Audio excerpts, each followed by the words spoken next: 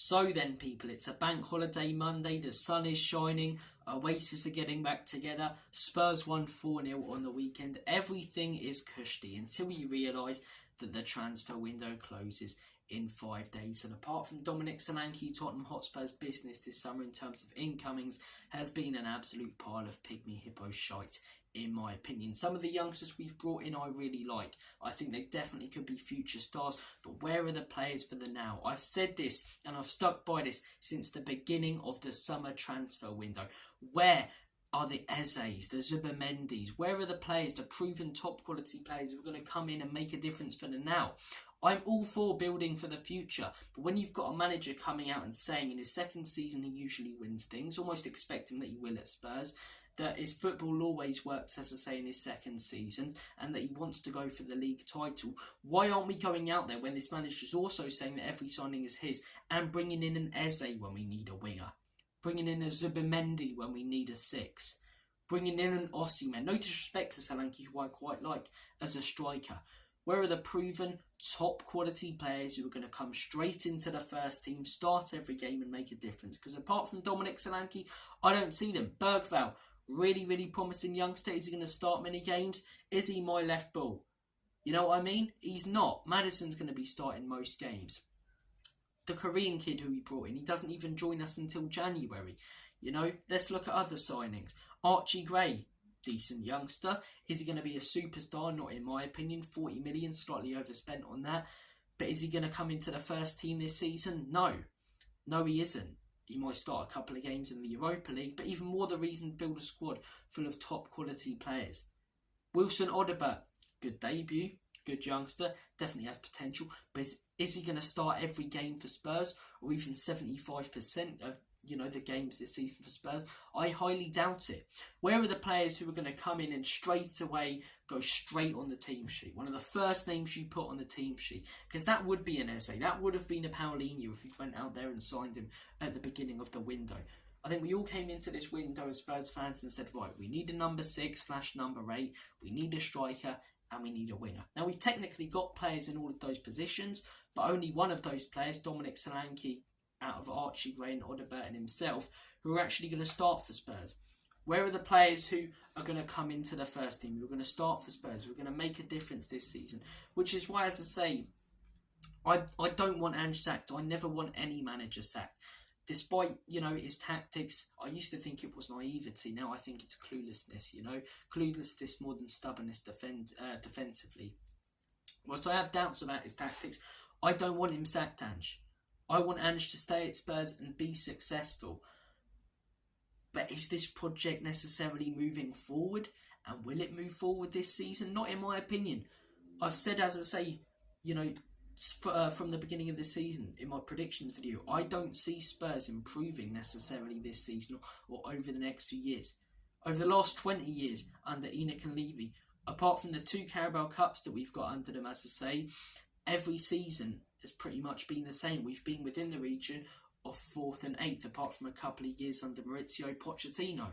And it's unacceptable, especially when your manager's coming out and saying that every signing is his, especially when your manager's coming out saying he wants to win league titles. And don't get me started on the ownership even more so, because that's a bigger topic and a bigger discussion point. But why are we not going out there then and signing players who are going to enable us to compete, not just win, but compete for trophies, compete for the title, compete with Man City and Arsenal?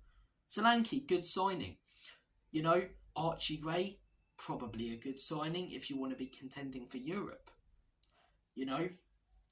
Odobert, probably a good squad signing if you want to be contending for Europe. But we want to be contending for a league title and trophies, right? That's what the manager said. That's what the fans want. But we're not going to with these sort of players. I don't get it. It doesn't compute. And as I say, it leads back to Ange again. How can I be 100% behind a project when the man is either thick or lying? He's either lying that every signing is his, or he's thick to think that a player like Odobert and a player like Archie Gray, no disrespect to them, but young up-and-comers, are going to get us winning league titles and trophies, because it's not going to happen. This club needs experienced, proven and quality players. And we're just not going out there and signing them. And I don't know why. I don't know why, because we've invested the money. As much as I dislike Enoch and Levy, 420 million euros spent on Ange Postecoglou. And we've spent 50 million on Brennan Johnson. 30 million on Odobert, 40 million on Archie Gray. That's 120 million on those three players. Apart from Johnson, as I say, Odobert and Archie Gray, I'll judge them in the future more so. But they're not going to be world beaters. They're not going to come straight into the first team.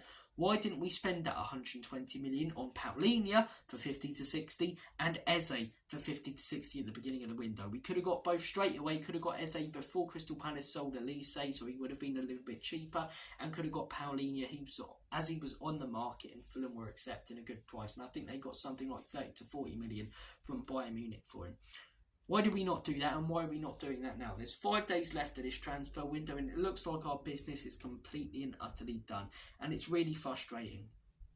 It really is frustrating. As I say, I like Ange Postecoglou, and I will give him a lot of credit when he gets things right. His tactics sometimes going forward are beautiful to watch. The football that we play sometimes is beautiful to watch. Some of the players that he's brought in, Mickey van der Ven, for example, James Maddison, Vicario, are fantastic.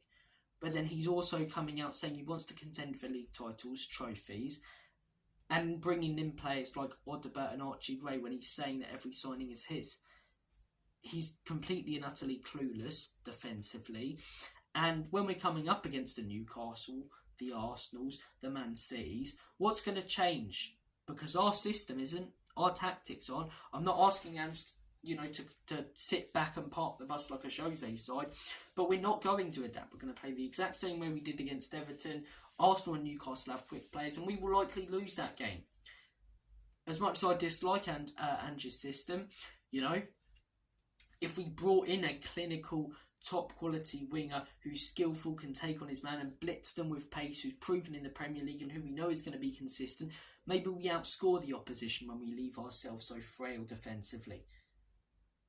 Maybe, as I say, we've got a CDM, whether he's playing as an 8 or not in the Ange system, like a Paulinho, like a Zubimendi, who could, even a João Gomez, who can come in and cover for the centre-backs, and maybe we concede 1 or 2 less every single game. But we've not.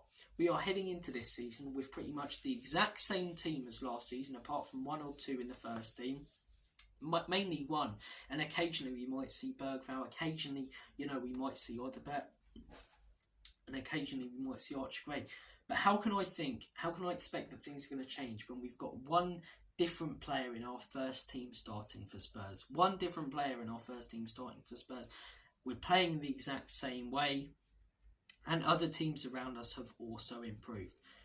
How can I expect us to contend for league titles? How can I expect us to get a result against an Arsenal and Newcastle? But you go against that, you're called completely and utterly negative. You hate the club, you want Ange out. Why is it that you just cannot criticise this manager without people saying you're an Ange outer and you're part of the problem for wanting managers out? I didn't want Conte out. I wanted Conte to stay. He got completely and utterly let down. Ange's been backed way more than Conte and Jose. Let's not get started on that. 420 million on Ange. Where was that money on Conte and Jose? Nuno, as I say, was different. He was just shit. Let's not beat around the bush. But where was that money on those players? So he has been fairly backed. Obviously, I still think the ownership is the biggest problem at this football club. And I'll give him credit for the things that he does right, as everyone else will. But as soon as a small portion of the fan base, including me, criticise him for the things that I believe he does wrong, I'm called out for being an Ange outer. I don't want any manager sacked. I want to give Ange Postecoglou time to try and prove me and others wrong and figure it out, as I say. But it is hard, and it's becoming harder and harder to get behind this project. The way we were getting battered, torn apart, ripped to shreds towards the end of last season. And we're heading into those same games, the Newcastle aways, the Arsenal at home, that we got ripped to shreds in last season with pretty much the exact same team and the exact same tactics. And that makes me believe we're going to have a very, very similar season, pretty much the exact same season. We will finish, in my opinion, 5th or 6th this season. I don't think we're worse than 5th or 6th. I don't think we're better. We're not on Liverpool's level. We're not on Man City's level by any means. And Arsenal are so far ahead of us now, it's laughable.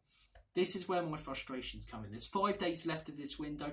I have my doubts and questions about Ange, what he says, the hypocrisy in his statements, the signings that he's brought in. But even the ownership, Levy, Lange, take it upon yourselves to go out there and make a big signing, which we haven't done. And other teams didn't, as I say, at the beginning of the window, but now they are, and they're teams around us.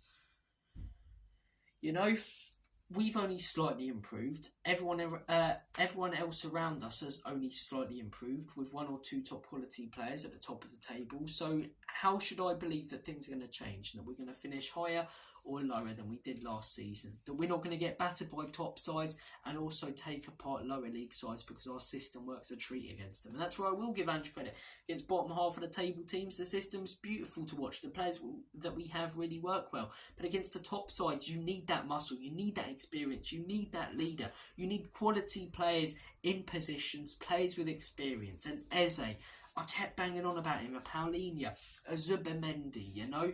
Neto, we should have gone out there and got. You know, there's so many. There's so many, man. But look, I'm only giving my opinions. It's turned into a little bit of rant. I'd say that my statement in this video is that I don't necessarily see Spurs moving in any direction. I don't think we're moving backwards. I don't think we're moving forwards. I think we're very stationary, and we're going to stay very stationary. And some fans accept that. Personally, I don't. Having said that, I don't want the manager out. He definitely has his flaws, his defensive cluelessness, but he definitely, as I say, has his ups and his positives. The way that he presents himself, the way that he speaks, the tactics going forward, as I say, man management. So I don't want Ange sacked. But it is becoming harder and harder to back this process and project when he's saying that every player that he brings in is his. If he didn't say that and we were signing these players, as I say, I'd be right on Nick and Levy for not backing Ange and giving him these players. But either he's lying and he's completely and utterly happy with these players. Otherwise he's lying and he's really frustrated with the signings that we've made, or he's genuinely really happy and chuffed with the players that we've brought in. That's why it's getting harder to back this project, because I don't see where we're necessarily going. Having said that, again, I have to reiterate it, I don't want Ange Postecoglou sacked. So my question to you, what direction are Spurs going in? Are Spurs moving forward? Are Spurs moving backwards? 5 days, as I say, left of the summer transfer window. The business, in my opinion, hasn't been good enough. But do you guys disagree? If you do, please comment your thoughts and opinions down below. Take care of yourselves. Have a smashing rest of your day. And as always, come on you Spurs. I'll say this now again. In Big Ange we trust. I don't want him sacked. I want him to be given the time, as I say. But at the minute, it's not looking good, bruv. As Castillo once said. Enoch and Levy out. Have a smashing day.